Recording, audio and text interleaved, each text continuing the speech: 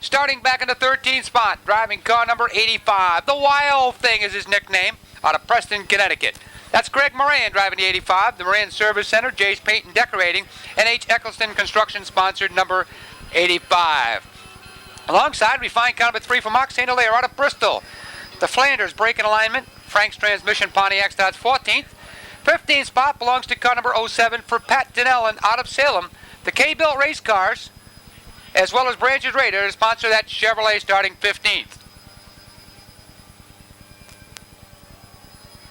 Well, a big thank you, folks, from all the... Kenny Cassidy on the inside, about to bring the field down to Tony Alecki on the flag stand. 15 laps the prescribed distance. A little bumper tag on the back of the field. Up front, side by side, steady as she goes, performance, all waiting the green flag. Cassidy with the edge off the turn. Has Louis Belisle on the outside. Both cars carry the same color scheme.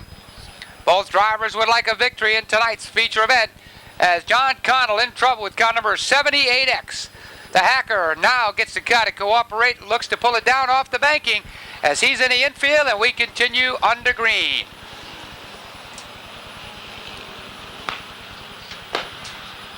A large field of cars taking the green flag in this main event.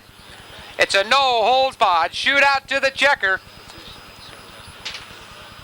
It's not over till it's over, so don't get nervous, relax and enjoy. Kenny Cassidy driving car number 11, seeking his first win of the year, but Eddie Reed Jr. has other thoughts in mind with the 27X as Reed closes in. Louis Belisle also in hot pursuit, folks. This one's a long way from the checkered flag as Cassidy's in trouble. He slip slides out of the lead. A half a dozen cars able to get by, and we remain under green.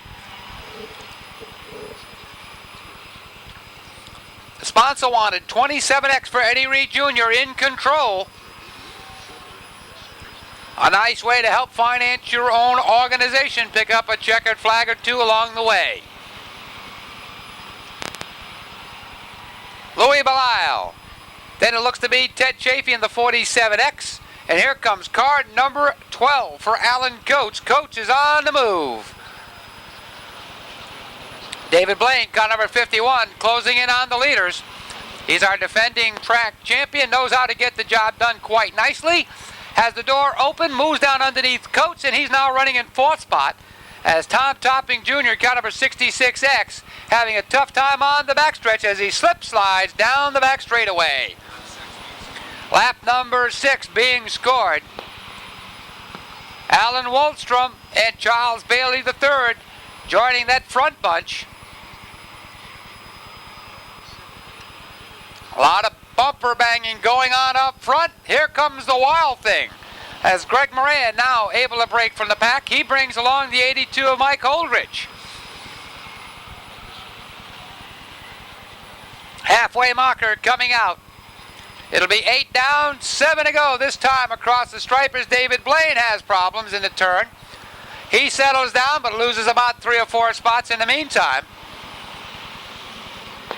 Kenny Cassidy in trouble with car number 11 down on the apron out of harm's way. It looks as though he's heading for the infield.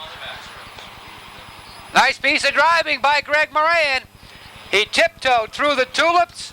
The caution is out, so evidently we have debris on the backstretch.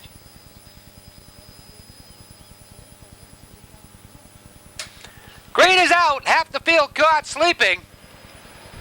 As Eddie Reed Jr. leads the drag race into turn number 1, Louis Belisle and Ted Chafee close behind. Alan Coates smokes the tires, and Belisle is loose in turn 2.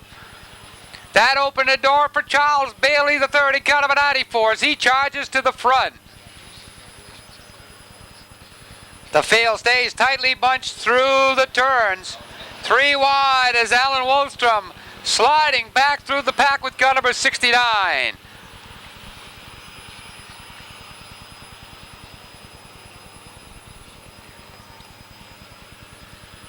Slip sliding, tires smoking.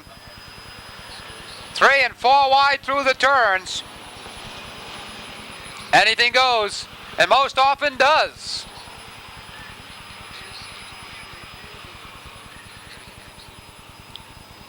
Laps winding down to a precious few. Eddie Reed Jr., Ted Chafee, but here comes Bobby Bruce looking to break from the pack. Car number 05 on the move. The Continental Vending. The Selleck Sandblasting 05 looking to become a repeat winner. He's on the outside. He's headhunting for the leader. Bobby Bruce making a move towards the front of the field, looking to make it 2 in a row with car number 05. The popsicle sticks her up. We're down to the final 2 circuits after they cross the line this time by.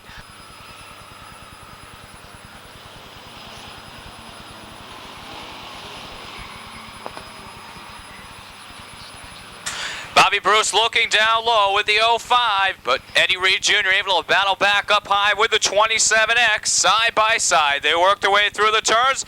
Tony Leckie with white flag in hand. Final time around the 1/3 mile ovals, Bobby Bruce picking up the lead, heading into turn number 1. Ed Reed Jr. back to the runner-up spot. We've got trouble through the turns.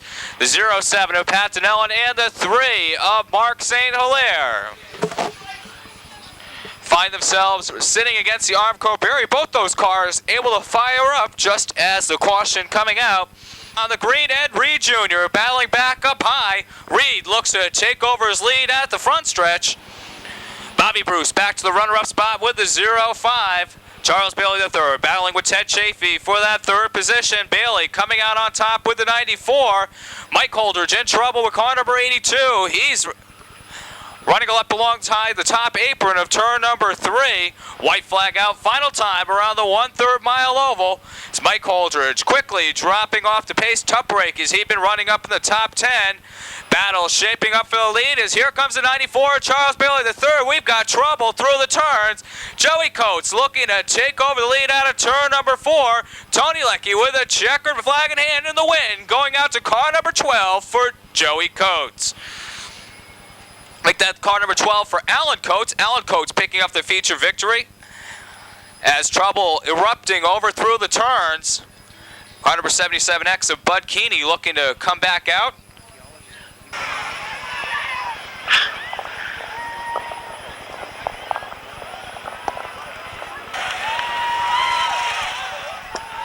Green down here. Jennifer Seeger going to step in as the Miss Waterford Speedbowl for the evening. The winner of tonight's 15-lap main event, Alan Coates driving car number 12. Alan, I saw it. I still don't believe it. Did you see it the same way from behind the steering wheel? I was just holding on, seen him go, and I just went to the bottom. Well, you know, sometimes it pays off to be sitting back there, but most times it's a little bit nicer to be out front, right? Yeah. Oh, I loved it, but hey, I'm sorry for what happened to Eddie Reed. He was running a strong race, but I'm glad I'm here. Well, you know, Eddie was quickly down in here to victory lane to congratulate you. A little bit of sportsmanship amongst the drivers, and I think you're going to find us that way throughout the whole field. Are we right? Yep, no problem. I hope I'm here again. This is number 1. They get easier from here. Yeah, I hope so. How about it, folks? How about a nice round of applause? Alan Coates picks up his first ever strictly stock victory. Unfortunately, some of the other drivers may be a little unhappy, but they're going to settle down in the final payoff, and we're going to send it up to Bobby Freeman for a recap on that feature finish, if you would, Bobby.